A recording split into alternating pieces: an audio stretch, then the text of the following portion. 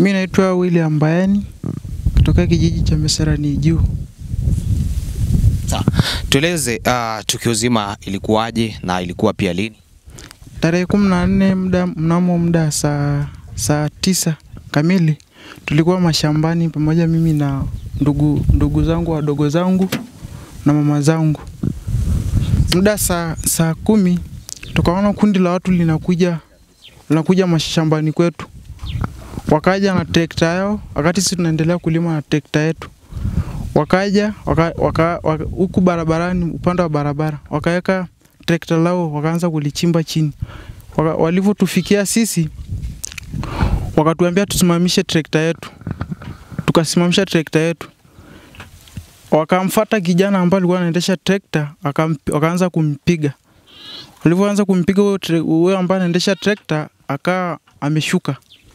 Ndo akaanza kutushambulia mwenyekiti wa kijiji chetu wa Mesarani Juu. Anaitwa nani?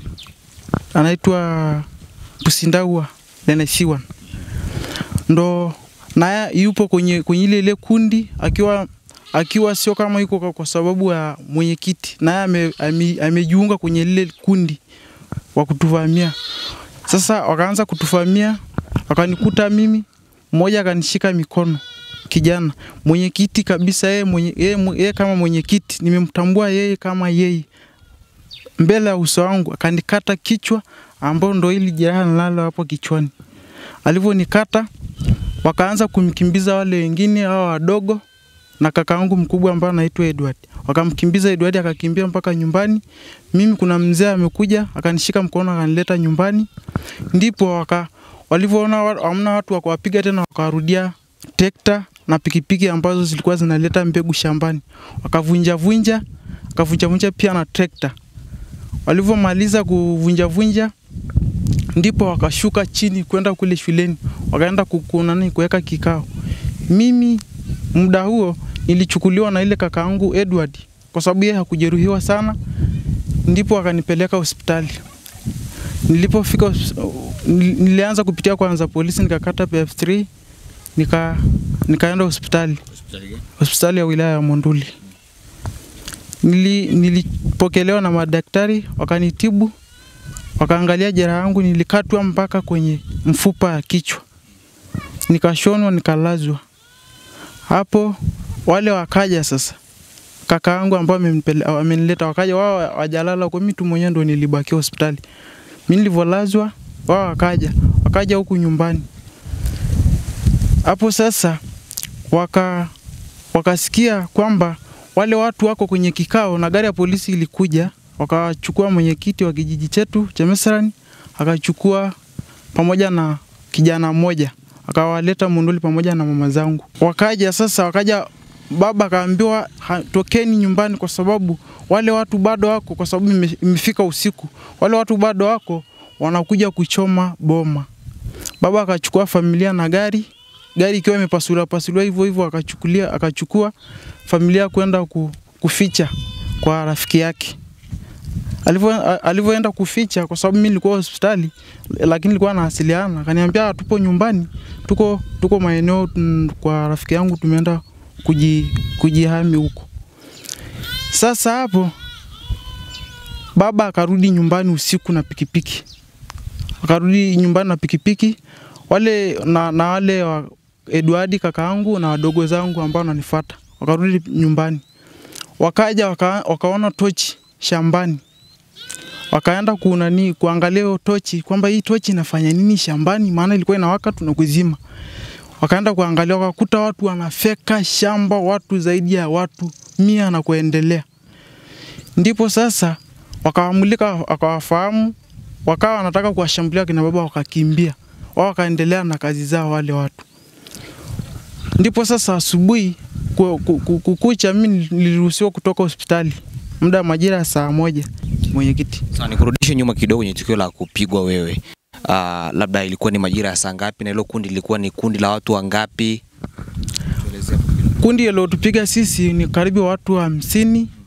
Yaani kuanzia 50 kwa sababu wewe sasa siwezi kukadiria, lakini ukikadiria haraka watu 50 na kuendelea. Walifika sasa kutoa kupigwa wewe, waliharibu labda mali zingine? ndipo alivyonimaliza kunipiga mimi, wakakuta pikipiki mbili hapo, wakavunja na kukatakata na trekta pia. Sawa, nadhani sasa wewe binafsi tu, kwa nini mwenyekiti akafanya hayo yote, kuwavamia, kukupiga wewe na kuharibu baadhi ya mali? Kwa nini unahisi mwenyekiti wa kijiji amefanya hivyo? Sasa yeye kitu anachodai yeye kwamba sisi tunalima shamba la kijiji ambalo mimi nimezaliwa mimi nimezaliwa hapa kwenye kijiji cha Mesera ni 2000. Mimi nimekuwa tu kwenye kijiji ikiwa babangu anaendelea kulima ile shamba. Kwa ile shamba mimi nimelikuta, na ndo yeye mwenyekiti anadai kwamba la kijiji. Ndio. Wewe kwa hali yako kwa sasa ikoje? Kwa afya. Kiafya mimi kwa hali yangu sasa hivi bado najisikia vibaya. Bado kwa sababu kichwa huku sasa nimekatwa huku kwenye ubongo kabisa, mfupa nasikia kabisa, kuna muda nasikia kizunguzungu. Kuna muda kabisa yani inakuwa kama hata macho sioni kabisa kwa sababu ya ile maumivu. Nasikia maumivu kwenye kichwa kabisa, ubongo, kwa sababu nimekatwa hadi mifupa. Asi tunaomba serikali tusaidie na iliingilie kati ya hili swala, kwa sababu mwenyekiti sasa yeye anakuwa anatunyanyasa sisi, anamnyanyasa baba yangu kisa shamba ambayo yeye anadai la kijiji, ambalo shamba limepewa baba yangu na kijiji cha kwanza iliyoanzisha Meserani juu, ambayo yeye ndo anakuja kudai. Mimi kwa majina naitwa Edward Mbayani Sanai, ni mkazi wa hichi kijiji cha Meserani juu, kata Meserani na wilaya Monduli. Sawa. Ni bila shaka ni kaka William. Ya, mimi ni kaka yake William. Nakumbuka ilikuwa ni tarehe 14 mwezi wa 3 2023, ilikuwa ni majira ya saa 10 jioni. Tulikuwa kwenye maeneo yetu, hasa mashamba ambayo huwa mara nyingi tunatumia kwa ajili ya kilimo. Tulikuwa tunaendelea na shughuli ya kilimo. Nilikuwa mimi hapa Edward Mbayani Sanai, nilikuwa na wadogo zangu, lakini pia nilikuwa na mama yangu mdogo na wadogo zangu wengine ambao walikuwa wadogo sana. Baada ya kuwa tulikuwa tunaendelea na kilimo, mara ghafla tuliona kundi kubwa la vijana zaidi ya vijana 50, ambapo tulikuwa tumeona pia mwenyekiti wa kijiji cha Meserani juu alikuwa pamoja na wale vijana. Walikuwa wanakimbia upande ambao tulikuwa sisi, tulikuwa tunaendelea na kilimo. Mara ghafla wakaanza kutushambulia. Maana walikuja wabeba silaha. Ndio, walikuwa na silaha, walikuwa na fimbo, pia walikuwa na sime. Maneno ambayo tulikuwa tunasikia sisi, walikuwa wanasema kwa nini tunalima shamba la kijiji. Lakini wakati huo sisi tulikuwa tunakimbia bwana. Tulikuwa tunajaribu kutafuta maeneo ambayo tunaweza tukapata usalama, kwa sababu hili ni kundi kubwa na wote walikuwa na silaha. Bahati mbaya zaidi, mdogo wangu ndiye aliweza kujeruhiwa vibaya, William Mbayani, kwa sababu aliweza kukatwa na sime maeneo ya kichwa. Na kulingana na ripoti ya daktari, alikuwa amekatwa vibaya sana kwa sababu alikatwa mpaka kwenye mfupa. Kwa hiyo alikuwa na hali mbaya. Na pia mimi mwenyewe nilijeruhiwa, ila nilikuwa nimewaacha ile kundi kwa sababu tulijaribu kutafuta namna kujiokoa. Lakini kuna mmoja alinipiga kwenye bega la kulia, lakini hali yangu haikuwa mbaya zaidi.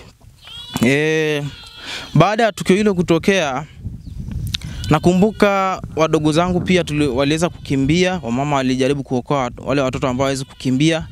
Na mwisho wa siku, baada ya ile kundi kuona kama tumekimbia maeneo ya barabara ambapo kulikuwa kuna watu labda walikuwa wanapita, waliweza kurudi, ile kundi waliweza kurudi nyuma na kwenda kuteketeza mali zilizoko shambani. Shambani kulikuwa kuna trekta ambayo tulikuwa tunatumia kwa ajili ya kilimo, lakini pia kulikuwa kuna pikipiki mbili, hizi aina za Honda hizi. Tulikuwa tunatumia kubebea mbegu kutoka nyumbani kwenda shambani.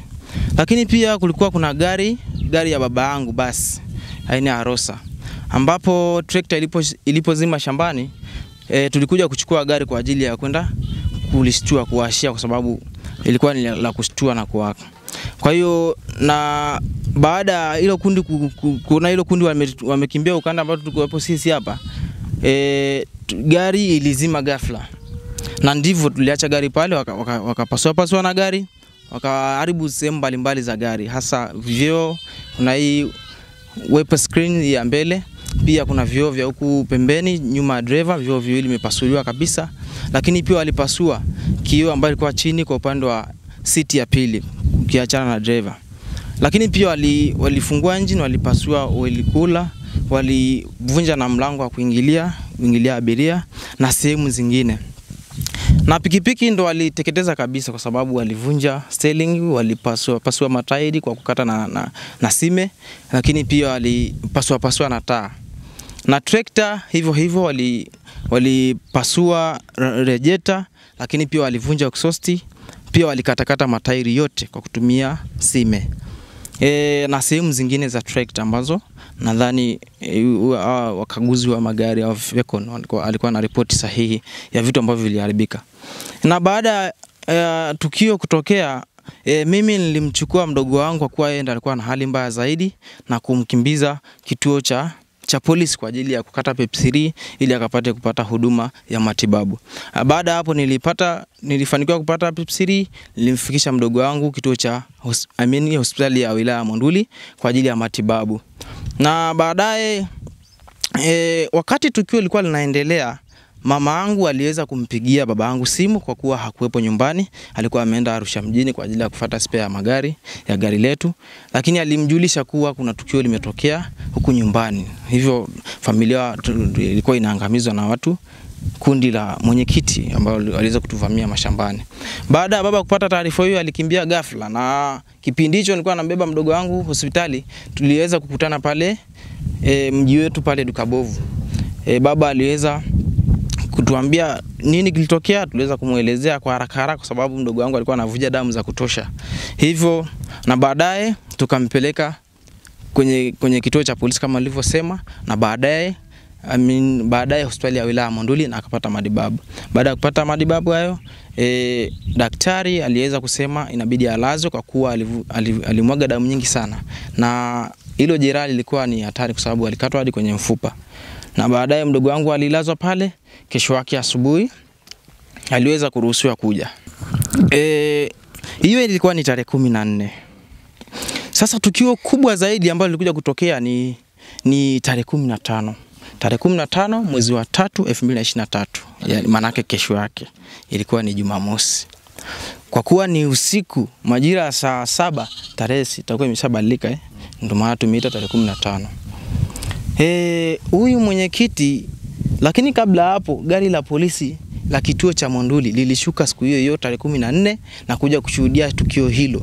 Na pale alikamatwa mwenyekiti wa kijiji na pia alipelekwa mamangu kwa ajili ya kwenda kupelelezwa. Na baadaye wote waliachiwa, mwenyekiti alikuja kuachiwa jioni ya tarehe 14 hiyo. Na baada ya kuachiwa ndivyo sasa alivyokuja kupanga lile jeshi lake. Walikuwa ni zaidi ya 50. Lakini sasa ameenda kukusanya, walifika zaidi ya watu 2000. Wale ni vijana. Baada ya kuwakusanya, alikuwa anatumia mbiu. Sisi kwa Kimasai tunaita ni mbiu. Ni kama filimbi ambayo inaashiria kukusanya watu kwa ajili ya kufanya tukio fulani.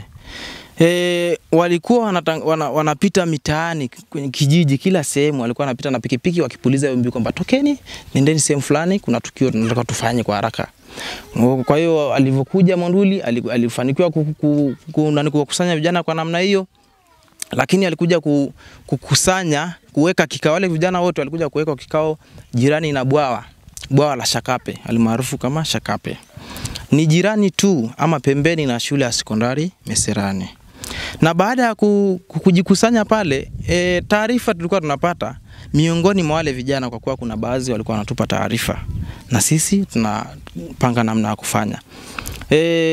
Baada ya takriban majira ya saa 7 wale vijana walifika hitimisho la kusema tunaenda kufika mahindi yale, kwa sababu tulikuwa mchana ilikuwa tarehe 14 hiyo tulikuwa tunalima mashamba yetu, na takriban ya mashamba yetu ni ekari 14, lakini ekari 6 zilikuwa zimeshapandwa na zimeshaiva mahindi yote, maharage, ngwara, choroko zote zimeshaiva na waliweza kuteketeza chini. Ekari zilizobaki mahindi yalikuwa ni size ya kawaida ambayo na yenyewe zilikuwa zinaelekea kupata viwelewele, na walifanikiwa kuteketeza hayo mazao yote yote ekari 14 zote zimeteketezwa. Usiku huo baada ya babangu kupata taarifa kuwa vijana hao wanakuja kuteketeza hayo mazao, baba alichukua tahadhari ya kubeba familia yote, kupakiza kwenye hiyo gari ambayo ilipasuliwa hivyo na kupeleka kwa rafiki yake kwa ajili ya usalama ya familia. Lakini mimi na mdogo wangu tuliambiwa na baba yangu, nyinyi bakini ili muweze kushuhudia tukio ambalo hao vijana wamepanga cha kufanya. Lakini kiwalisia mimi ngoja nichukue familia kwa ajili ya usalama nipeleke kwa ndugu yangu. Ilipofika majira saa 7 kama nilivyosema, ndivyo waliingia maeneo ya shambani, wakafika hizo ekari zote. Na baada ya hapo tulivyoona tu kwamba, maana tuliona ishara tochi maeneo ya shambani. Shamba liko umbali wa mita 500 kutoka nyumbani. Kwa hiyo tulikuwa tunaona, na walivyoanza kuwasha tochi, mimi na mdogo wangu tuliweza kukimbia kushuhudia nini, au ndo ameshafika. Kufika pale ni kweli ameshajaa mashambani, walikuwa wamepanga mistari. Na baada ya kuona, nikamwambia mdogo wangu tusipige kelele yote, twende kwanza tukamjulishe baba ili tujue kwamba tutafanya nini. Na baadaye tulikimbia maeneo ya nyumbani, tulipigia simu na baba naye alikimbia kabisa, alichukua pikipiki akakimbia, maana hakuepo mbali. Baada ya kufika tulishuka sisi watatu, mimi, mdogo wangu na baba yangu. Sasa tulishuka wote maeneo ya shambani, na tulipofika pale tulishuhudia sasa vijana wameanza kufyeka, na tulienda kimya bila kuwasha tochi yoyote. Tulipofika pale ndo tukawashia tochi ghafla, nao wakataka kukimbia, lakini walisimama. Tuliweza kuwabaini kwamba ni kina nani hawa wanafanya tukio hili la kufyeka, kuteketeza mazao. Tuliweza kubaini, mimi binafsi niliweza kubaini watu 6, ndugu wangu na aliona watu wengine, na mwenyekiti ndio alikuwepo. Kuna alikuwa anafeka. Alikuwa anafika kabisa, alikuwa anashika upanga mrefu sana kwa ajili ya kuteketeza yale mazao. Baada ya kuwashia tochi hivi, baada ya kuwabaini sisi tuliwaacha. Wakataka labda kutukimbiza. Babangu akatambia sisi tukimbie, watu wasio wakatuzuru. Tulikimbia, na baadaye babangu alikuja kuwasiliana na jeshi la polisi, na kesho yake serikali yote ya Monduli ikahamia maeneo ya shamba letu. Na familia kuliko kesho yake, mimi tarehe 15 majira ya saa 2 nao waliweza kufikishwa ofisi ya mkuu wa mkoa wa Arusha. Na fikiri pale ndo oda ilipotoka ya kuamuru viongozi wa Monduli kufika kwenye eneo la tukio, mashamba ya baba yangu. Na baadaye tuliweza kuambiwa, nyinyi rudini nyumbani. Tukarudi, tukakuta maofisa viongozi wetu wako mashambani pale wanachukua tathmini ya uharibifu uliofanyika, na baadaye hatua zingine za serikali zilichukuliwa. Maneno ambayo mimi nilisikia ya mwenyekiti, alikuwa anasema lazima haya mazao yote tuteketeze yote chini, na ikibidi pia tunaweza tukawaua nyinyi.